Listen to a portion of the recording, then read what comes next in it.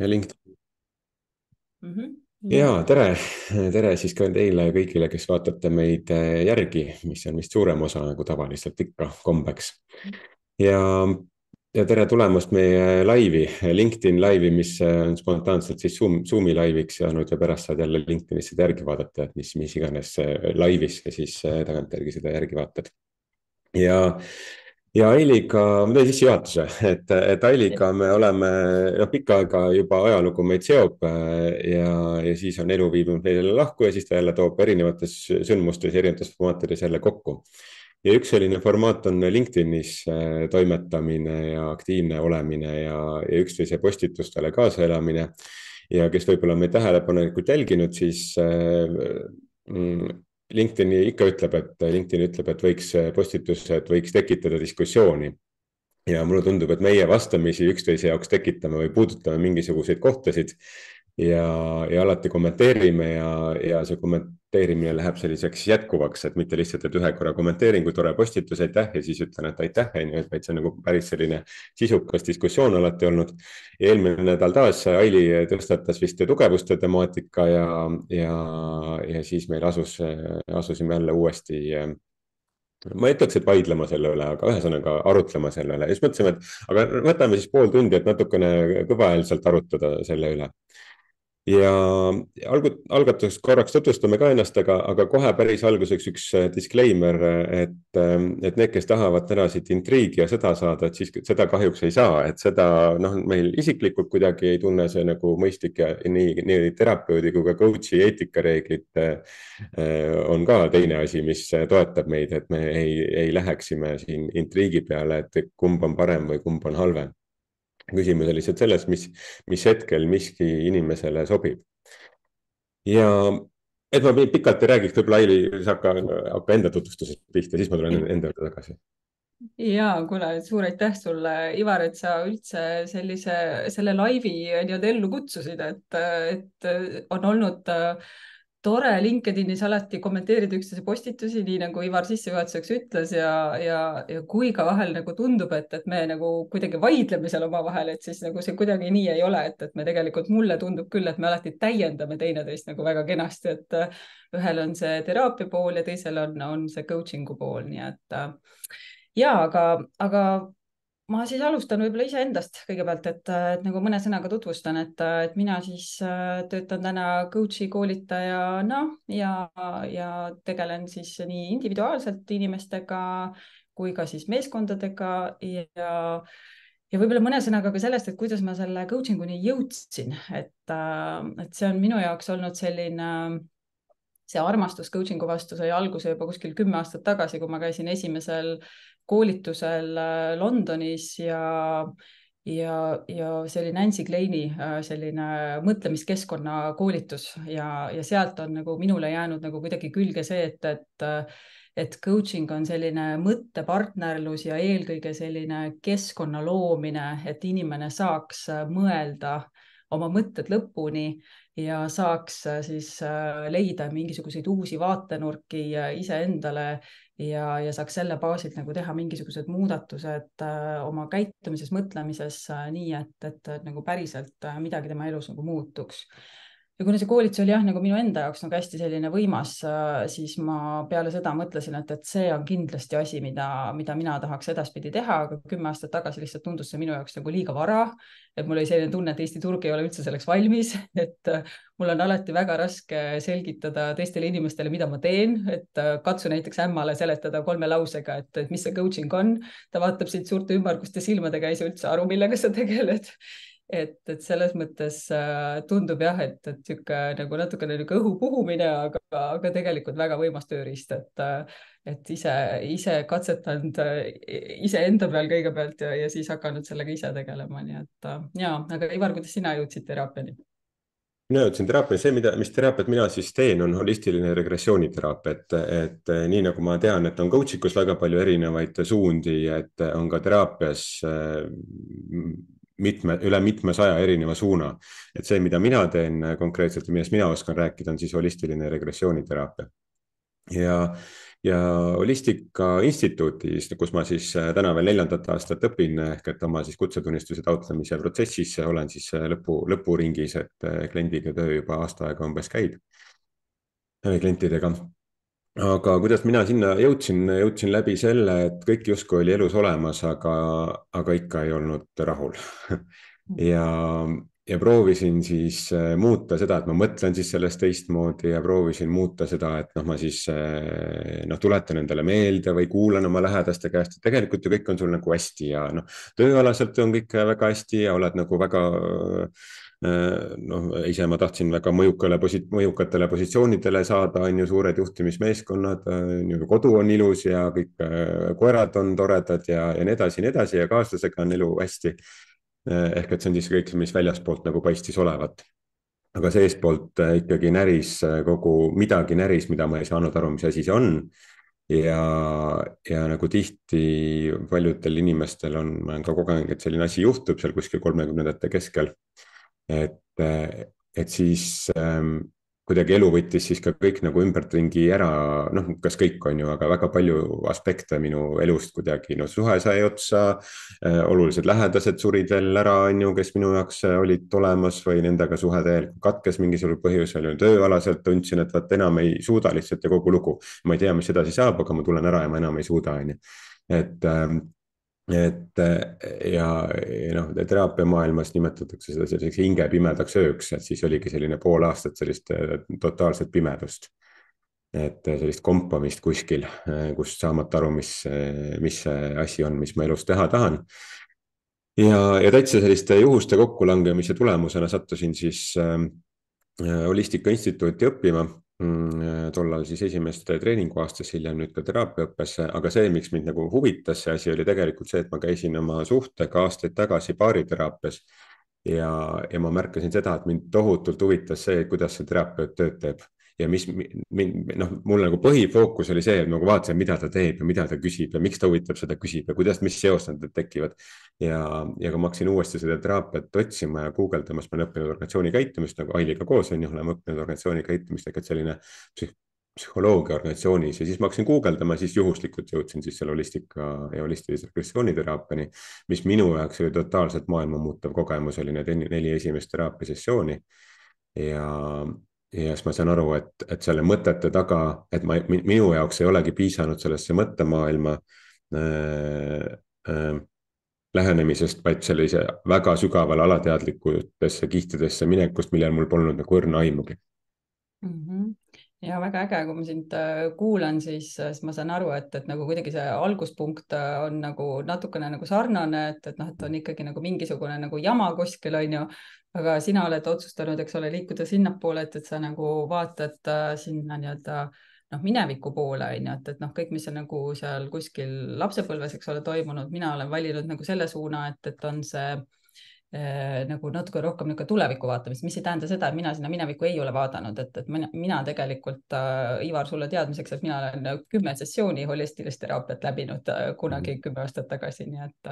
enne seda, kui ma coaching'uni veel jõudsin, nii et jah, selle mineviku, see on nagu hea koht, vaata, mis ongi need hästi tihti selline, minu meelest on see, ma isegi julgeks seda nimetada nagu müüdiks, aga ma arvan, et väga paljud teraapiasuunad ongi need, et nad on minevikule keskendunud ja sõltub ka sellest, et mis hetkel sa teraapiasse satud. Ja ma arvan, et ka see on vist sama umbes coachingus, et sõltub, mis hetkel sa sinna satud. Teraapias me alustame ka kõige esimese kohtumise, esimene tund aega on sellest vähemalt, et kuidas me tulevikus, mis seal tulevikus olemas elus nagu teistmoodi, ehk et fookus on sellel nagu tulevikul, aga fookus on väga palju sellele, et üldse inimene tuleks oleviku kohale, sest kui me ei ole olevikus kohal, siis me ei saa ka tuleviku poole liikuda, aga oleviku kohale jõudmiseks on meil vaja minevikust läbi töötada mingisugused teemad ja võib-olla ka maha rahustada enda tuleviku mingisugused unistused, et me suudaks päriselt koha peal olla, kui ma koha peal olen, sest ega meil aega sisust ei eksisteeri. Meil eksisteerib ainult see, mis meil praegusel hetkel siin ja praegu on. Aga läheksime kohe selle mineviku ja oleviku teema peale. Tahaks korraks nagu ühe asja siia nagu selle coachingu ja teraapia nagu teemade osas nagu tuua, et ma arvan, et üks oluline koht, kui inimene mõtleb, et kust nagu alustada, on see, et kellega tal tekib nagu side ja kontakt. sest et seda on ka uuritud teaduslikult, et kõige paremini töötab selline individuaalne lähenemine siis, kui selle kliendi ja selle partneri vahel, kes iganes, mis teenust ta siis nagu pakub, on see teraapia või coaching või mentorlus või midagi muud, on hea side, usalduslik side, ehk et sul tundub, et selle inimesega on mingisugune touch. Et sul on see ja teiseks mõlemad usuvad sellesse metoodikasse. Et siis ta töötab. Ma olen sinuga hästi nõus, Ivar, aga et kui nüüd ikkagi mõelda selle peale, et mis tüüpi inimestega ta üldse peaks kohtuma, et ütleme, et inimene tunneb, et ta päriselt nii-öelda vajab abi, et ta on jõudnud sellesse punkti, siis keda ta üldse peaks hakkama nagu vaatama, et kas ta vaatab terapeudi poole või ta vaatab coaching'u poole, et jah, ma olen sinuga hästi nõus, et on see nii-öelda isiklik see tunnetus, et see on minu inimene, see on nagu oluline ja coaching'us samamoodi, eks ole, tehakse neid tutvumiskohtumisi alguses, et leida just nimelt see õige inimene enda jaoks. Aga et kas ta kohtub terapeutidega, coach idega, et mis see sinu soovitus on, et millal siis valida üks või teine pool? Mul on kunagi üks coach rääkis sellisest nagu püramiidist, et kõige sellisem pintsem töö on koolitusformaat, selline grupis on ju. Siis on sügavus, on coaching, siis on supervisioon ja siis on teraapia nagu see kõige nagu sügavam kiht. Ma ei tea, kas see on tõde või mitte või seal kindlasti on selles mõttes temal on oma tõde, aga kui palju, kindlasti saab ka teistmoodi seda lahterdada. Aga ma arvan, et see just nagu see sügavuse kiht on nagu selles teraapia suunas, mida mina teen, siis holistiline regressiooniteraapia on see kiht sellises alateadvuses, mis tegelikult meid mõjutab rohkem, kui me arvame. Ja mulle hästi meeldib ühest raamatust, autor nüüd praegu kohe ei tule hommikul siin pähe, aga et üksindusse jäetud, tema ütleb seal, et enamik meie selliseid traumasid või probleeme elus ei tule mitte sellest, mis meiega juhtus, vaid sellest, mis juhtumata jäi. Aga sellest, mis juhtumata jäi, me ei oska rääkida, sest et meil ei ole sellist rääkimise struktuuri tol hetkel olnud. Ehk et need enamik juured viivad neid tagasi suhteliselt esimestesse eluaastatesse. Ja ma olen nagu viimasel ajal nagu kirjeldanud seda, et millal teraapiasse tulla, et kui sa nagu hambaarsti juures võib-olla mõni ka juure ravis käinud on ju, et siis see on ikkagi selline kuni juureni välja, et sa nagu lahendad selle nagu ikka päris sügavalt tasemelt ära, ehk et sa ei tegele selle sümptomaatikaga, vaid sa tegeled nagu väga sügavalt selle juure tasemega ja sellel juure tasemel, mida holistika teeb, et ta nagu läheneb sellele kihile, kus sa ei osanud või kus sul see argiteadvus ei ole sellele nagu võimalik ligi saada. Selline tavamõtlemise struktuur ei saa ligi sellele infole, sest et see info on salvestunud teistsuguses sageduses lihtsalt ajus. Et seda on ka ajuuurijad nagu mõõtnud, et see teatud info on mingi väga madalal võnkesagedusel, millel on vaja sellist sügavamat lähenemist, et sellele ligi saada. Ja kui me seal lahendame selle asja ära, siis muutuvad ka nagu järgmistel sagedustel, sellistel kiirematel ajusagedustel need probleemid ja käitumismustrid ja kehareaktsioonid ja emotsioonid ja mõtted ja suhted ja kõik muu säärane. Aga miks coaching usse? Ja, et selles mõttes see nii-öelda püramiidi loogika, millest sa rääkisid, on ju, et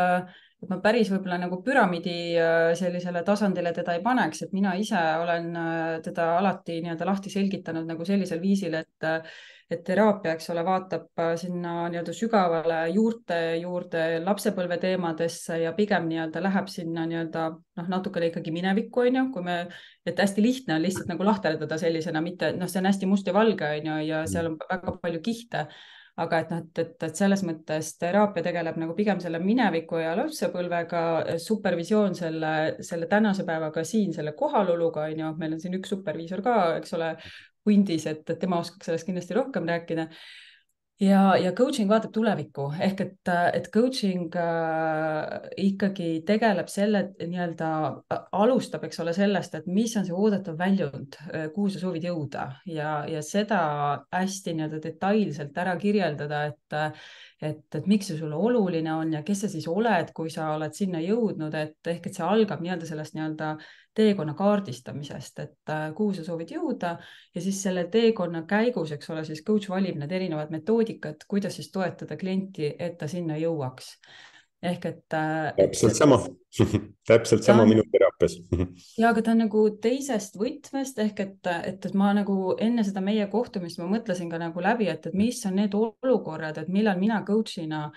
olen soovitanud kliendile, et nüüd oleks sul vaja teraapiat või noh, mitte vaja, see on nagu võib-olla isegi nagu, ma ei saa öelda kunagi, et sul on vaja, vaid ma olen nagu see võib aidata, äkki sa just. võiksid kaaluda või on see noh, midagi sellist, mis nagu võiksid praegu toetada, on ju. Et need olukorrad on olnud sellised, et kui on näiteks ikkagi noh, inimene on sügavalt kuskil depressioonis ja tal ei ole ressurssi siin seda tulevikku vaadata nagu sellisel kujul, et ta nagu suudaks seda üldse nagu endale kuidagi nagu ette kujutada. Et siis sellisel juhul noh, tõenäoliselt tuleks hakata tegelema kuskilt nii-öelda juure tasandilt hoopis nagu mingite teiste teemadega. Või siis on olnud noh, mingisugused olukorrad, kus sa näed, et küll coaching uga me liigume kuskile poole, aga sa näed, et nagu kuskil on nagu mingisugune nagu takistus ees või mingisugune asi on nagu kuskil kinni. Inimene ise ütleb, et ta saab aru, et siin on nagu midagi veel. Et noh, ja siis on see, et tuleb nagu tagasi minna sinna kuskile lapsepõlveradadele ja vaadata, mis seal siis veel on. Et me coaching us nende lapsepõlve teemadega ei tegele üldjuhul. ja ma arvan, et sa tõid väga hea asja praegu välja, et see, millest ma enda tutvustust ka alustasin, et ma saan aru, et justkui on nagu okei, ma suudan nagu tegeleda asjadega, aga noh, kuskil on nagu miskit veel, et ma ikkagi ei suuda, noh näiteks, ma ei tea, ma olen coaching us käinud näiteks ühe teemaga kunagi, et ma kuidagi võtan nagu oma lauale liiga palju koormust. Ehk et ma korjan endale kõikvõimalikke projekte ja ülesandeid, noh, siin natukene endiselt mingis aspektis see nagu elus endiselt on, aga mitte nii palju kui võib-olla aastaid tagasi. Ja ma saan ju aru mõistusega, et noh, mul on 8 tundi, on ju, näiteks tööpäev, on ju, või mul on 24 tundi, mis ma kõik, noh, ma saan metoodiliselt, ma saan aru, kuidas ma seda võiksin nagu planeerida, ma saan aru, et noh, ei tasu kõike korjata ja noh, lase teistel ka ja nii edasi. Ja ükskõik, mis tehnikaid nagu kasutad, siis ei suuda seda nagu ära lahendada, ikka märkad ühel hetkel jälle, ma olen noh, selles kohas, kus mu kalender on lõhki ja midagi ei jõua ja olen stressis sellest, on ju. Ehk et see muster noh, on kuskil väga sügavalt tasemelt alguse saanud ja see, noh, ta ei ole alguse saanud enamasti sellest, et sa läksid tööle ja tööandja nõudis seda, ta on saanud alguse kuskil väga esimestel eluaastatel. See võib olla nii ja naa minu meelest, Ivar, et noh, et selles mõttes, et siin on nagu see koht, et ma arvan, et on nagu väga palju inimesi, kes nagu tegelikult, keda mina coach'ina sellistes olukordades saan väga edukalt aidata. Et seal all on tõenäoliselt noh, mingisugused uskumused, mingisugused nii-öelda väärtused, on midagi, mida ta on võib-olla tähelepanuta ise jätnud, kuskil nagu ei näe ise, eks ju, mingit kohta ja väga edukalt suudab inimene nagu läbi selle, et kui ta mõtleb sellele, mis on see, mida ta soovib ja mis tal siis on, kui ta on see, nagu selle muutuse ellu viinud, siis juba see paneb teda liikuma nagu sinna tuleviku suunda. Aga on mingid olukorrad, kus nagu tegelikult see ei tööta, on ju, et nad siis on seda teraapiat vaja. Et noh, mulle endale tundub, et on nagu tihti ikkagi ka nagu olukordasid, kus minevikule nagu sinna nagu väga palju tagasi minna ei olegi nagu üldse mõistlik, et noh, et minevik on ju möödas, mis me seal ikka enam elame, on ju, et kui sa suudad nagu tuua fookuse siia ja minna edasi, siis noh, see on väga hästi. Kui see nii ei ole, kui sa näed, et ikkagi mingi asi nagu kriibib kuskil ja sa ei saa nagu edasi liikuda ilma, et sa pole sinna mineviku sügavustesse nagu kaevunud, siis tuleb seda teha. Nii lihtsalt on. Ja teraapias ka tegelikult on täitsa tihti juhtub seda, et tuleb öelda, et kuule, see tegelikult võib nagu jääda maha. Yeah. Et noh, lõppkokkuvõttes teraapial on nagu 3 eesmärki, et inimene teab, mida ta tahab, ta teab, kuidas head seisundit oma elus kätte saada ja kuidas seda hoida. Ja teine üks väga oluline nagu kokkuvõte minu arust nagu teraapia kontekstis, mis on hästi sarnane sellise life coaching uga, et ega siin Ühesõnaga, et see teine põhimõte on see, et terapeut aitab tihti minna nendele asjadele, mis on juba läinud niikuinii ja märgata seda, mis on olemas ja ma arvan, et täpselt sama asja teeb coach ka. Et noh, et üldiselt jah, öeldakse, et coaching keskendub siis muutusele, arengule või mingile tulemusele. Nii et noh, need on nagu need olukorrad siis, millal coach'i poole võiks nagu pöörduda, kui sa soovid nagu tõesti mingisugust arenguhüpet kuskil teha, midagi nagu muuta oma elus, meile veel liitub inimesi siin vahepeal juurde. Või siis on mingisugune tulemus, mida sa soovid saavutada. Nii et aga ma Täpselt vaatan sama. kell Jah. ka natukene, et äkki me peaksime selle tugevuste ja varjupoolte juurde ka jõudma või sa tahtsid midagi öelda, ma segasin sulle vahele. Ja mulle kuidagi tundub lihtsalt, et see ongi hästi individuaalne selles kontekstis, et kellega sa tunned ise nagu kontakti ja kas sa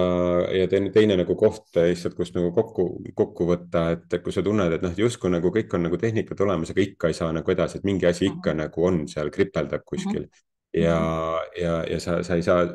ükskõik mis muul moel sa nagu lähened, sa ei saa sellele nagu ikkagi pihta, ja see asi nagu ei lahene. Nii et, aga jaa, lähme tugevuste ja et ei oleks mõni minut selle jaoks ka aega, et teine teema, mille üle me kipume LinkedInis Ailiga siis arutlema, on tugevused ja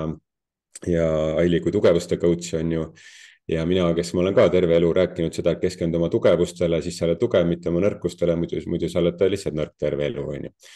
Aga ühel hetkel oma selles teraapiaõpingute raames jõudsime nagu selleni, et see tugevused on ülimalt oluline temaatika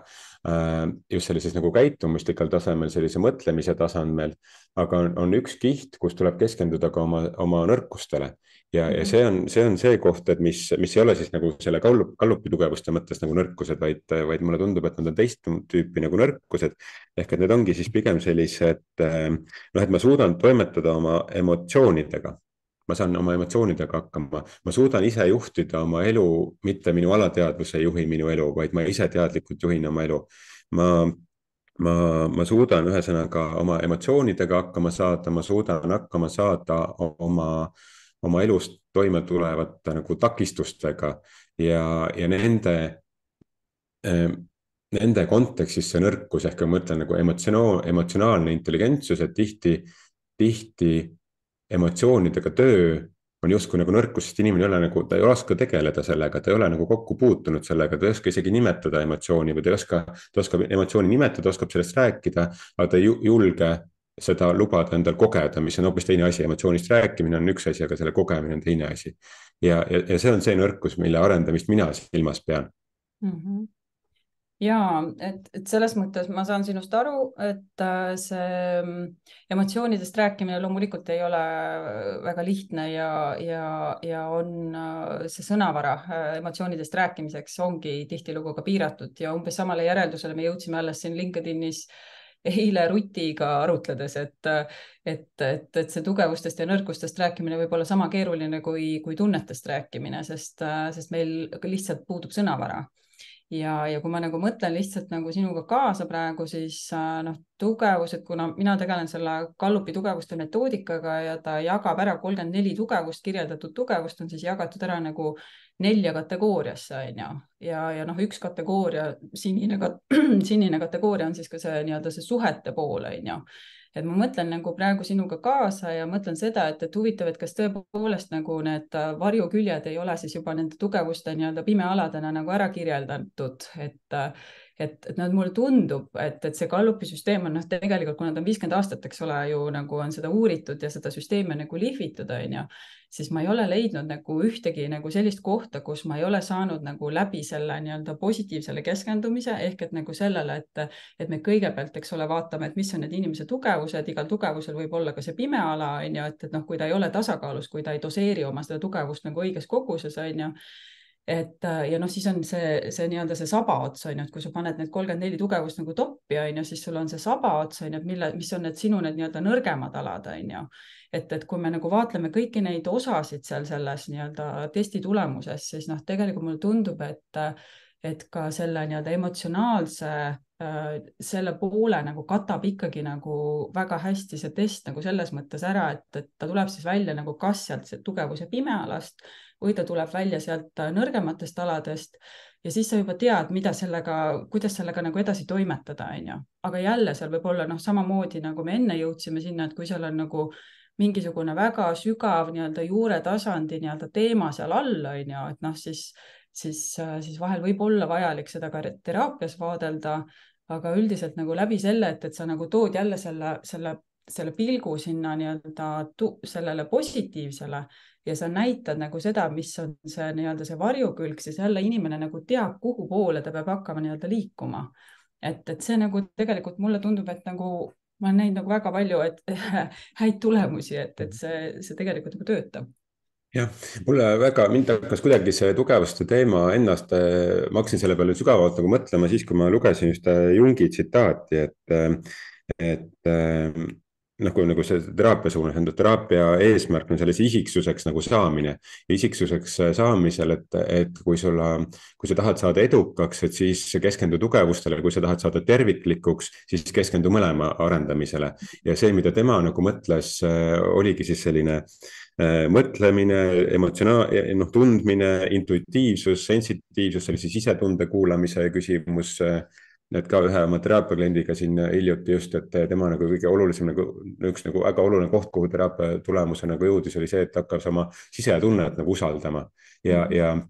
see ei ole kuidagi niimoodi, kuidagi minu meelest nagu tugevuste kaudu nagu kättesaadav. Võib-olla selle kaunlupi tugevuste kaudu on, ma ei ole nii detailselt sees olnud, aga et ma saan nagu aru sellest, et ma saan isiksusest läbi selle, kui ma eemaldan neid kihte, mis minu peale on nagu ladestunud, on ju. Et ma võtan siin nagu sellise nagu raamatu, et ütleme, et mina olen see siin, aga mul on nagu elu jooksul nagu neid erinevaid lehekülgi siia nagu peale niimoodi tulnud, mida inimesed on mulle jutustanud, et milline ma olen ja milline ma võiks olla ja milline ma ei peaks olema ja nii edasi, siis ma hakkangi läbi selle neid kihte niimoodi lihtsalt nagu endal nagu ära võtma. Ja läbi selle, et ma tegelen sellega, et see võib-olla on mingi õpetatud asi mulle, ma lasen sellel nagu minna ja ma jõuan siis ühel hetkel nagu selle päris iseenda, ma ei tea, mingi hingesihini või mingi sügavama teemani nagu kohale. Jah, aga no jällegi täpselt sama asi, lihtsalt teise nurga alt, on ju. Just. et kuna see Gallupi test ka, eks ole, et need asjad, mida sa sealt nagu saad topina, on ju, need ei ole sinu automaatselt sinu tugevused, vaid see on see sinu loomupärane käitumisviis, on ju, et see, kuidas sa nagu kõige loomupäraselt mõtled, tunned ja toimetad, on ju, et selles mõttes ta muutub sinu tugevuseks alles siis, kui sa nagu sinna nagu aega ja energiat pühendad ja küll on mul olnud nagu inimesi selliseid, kes nagu ei võta omaks esialgu, nad nagu mõtlevad, et ei, et see ei ole see, kes ma olen, on ju, siis kui me hakkame nagu uurima ja puurima, siis ta nagu jõuab sinna, et ahaa, et see on küll minu tugevus, ma olen lihtsalt pime alas sellega olnud kogu aeg, sellepärast ma olen tajunud seda oma tugevusena. Ja vot siis on see, et see kiht saab langeda nagu tänu sellele, on ju, ja siis ta võtab nagu iseennast omaks ja läbi selle, tegelikult, kui sa ütled, et seda nii-öelda oma sisetunde usaldamine, on ju, et siis läbi selle, et inimene on nagu ehedam iseendana, siis ta hakkabki usaldama oma sisetunnet rohkem. Nii et ma olen ikkagi selline tunne, et me teeme nagu sama asja lihtsalt erinevalt. Me teeme sama asja, me kasutame lihtsalt, ma arvan, et ongi see nurk see lähenema erineva nurga kaudu. Ja see, mis nagu meie mõlema jutust nagu nii teraapia coaching'u kui selle tugevuste ja selle varjukülgede nagu tundmaõppimise või nende kihtide tundmaõppimise kaudu, ma arvan, läbi kõlab, on see, et me saame juhtida seda, mis on nähtav. Ja ma arvan, et nagu mõlemad metoodikad toovad nagu nähtavale asjad. Et teraapia toob võib-olla rohkem nähtavale asjad, mis on ära kuidagi ununenud või meie mälu töötab ka niimoodi, et mis on väga varajases nooruses, kus meil ei ole nagu toimetulekumehhanismi sellega, et sellega hakkama saada, siis meie keha salvestab seda infot erinevat moodi. Näiteks on inimesed märkavad kuskil mingid lõhna, on ju, teised ei märka seda, aga see lõhn toob talle esile mingisuguse mälestuse kuskilt, on ju, mis omakorda annab võimaluse ligi pääseda sellele. Mingisugune kehas toimub mingisugune valu või aisting, aitab ligi saada mingisugusele mälus kõrvale visatud nagu situatsioonile näiteks. Et me saame lõppkokkuvõttes nagu nähtavat asja, me saame juhtida ja oluline ongi nagu varjust välja tuua need asjad, mis meil sinna on nagu jäänud, sest et siis see vari ei otsusta meie elu üle, vaid me ise otsustame oma elu üle. ja jah, nii et noh, minu arust see on nagu see kokkuvõte mõlemas metoodikas. ja ma olen sinuga hästi nõus, et see nähtavale nii-öelda see, et see nendest asjadest on räägitud, et see on see võti, et noh, et selles mõttes see Gallupi metoodika on võib-olla nagu kui ma mõtlen, et ma töötan väga paljude ettevõtete ja meeskondadega, et siis ma ei tea, kas ma julgen nagu niimoodi öelda, et ta on nagu söödavam kui teraapia, ma ei tea, kuidas sul endal tunne on, et nagu selles mõttes, et teraapia osas mina vähemasti küll tajun, et on nagu mingitel klientidel on ikkagi nagu tohutu vastuseis. Me võime sinna veel nagu minna, ma ei tea, kas me ajaliselt nagu enam jõuame sinna minna, aga et mu mõte on nagu selles, et ma olen sellega hästi nõus, et selle nii-öelda jagamine ja nagu teadvustamine meeskonna tasandil on ju, et me nagu, millised me oleme ja mis on need meie tugevused, varjuküljed, ka nõrgemad küljed, et ka see on, mina tegelen ka sellega, et see võib-olla minu postitustest ja minu sellisest sõnavõttudest jääb mulje, et ma tuututan ainult tugevustest, aga tegelikult, kui ma vaatan inimestega individuaalselt või meeskondadega, siis me vaatame ka neid sabaotsa tugevusi ja minu jaoks on nagu hästi oluline on ka pigem see, et me lepime sellega, et on mingid alad, kus ma ei ole hea. Ja just. Selle nagu selgelt väljaütlemine on ka nagu minu meelest Merle Viirma alles tegi selles osas ühe postituse, et ka need nõrgemate alade nii-öelda tunnistamine, et see on nagu oluline, et ka need tugevused saaksid nagu pinnale tulla ja täpselt. No mina teen ühe teise metoodikaga meeskonnas, et ma teen sellise arhetüüpide kaudu seda, et sellised ürgsed inimese arhailised nagu aspektid, mis meie sees on, aga noh, mõte ideeliselt on nagu sama, et lõppkukkudes mis on ka minu arust nagu mõlemas metoodikas see, et me oleme ühendatud omavahel, me lihtsalt läheneme sellele elule erinevate nurkade alt ja mõnikord, kui ei piisa ainult rääkimisest, on vaja nagu kogeda, siis ka noh, ma arvan, nii coaching kui ka teraapias üks nagu oluline asi, et sa koged kõigepealt seda uut situatsiooni, milliseks sa tahad muutuda läbi siis erinevate harjutuste, on see siis coaching'u harjutused või teraapia, siis sellised sügavamad harjutused, et sa koged seda ja siis su keha on juba harjunud seda positiivset uut asja oma ellu saama, nii et sul on võimalik ka juhtida seda. Kui sa sedasama asja vaatad nagu varjukülje kaudu, tugevuse kaudu, koged seda kummas iganes skaala otsas on ju, siis seal on seda skaalat võimalik oma elus hiljem juhtida ja seda kasutada. Aga mulle tundub, et me oleme oma lubatud pool tundi vist ära kasutanud. Ja mul on ka selline tunne, et me oleme siin nagu niimoodi kahekesti mõnusalt lobisenud, aga et äkki kellelgi on ka mõni küsimus, et äkki saame lõppu veel, kui keegi soovib midagi küsida. Kas kuskilt jäi midagi meie sellest diskussioonist kripeldama?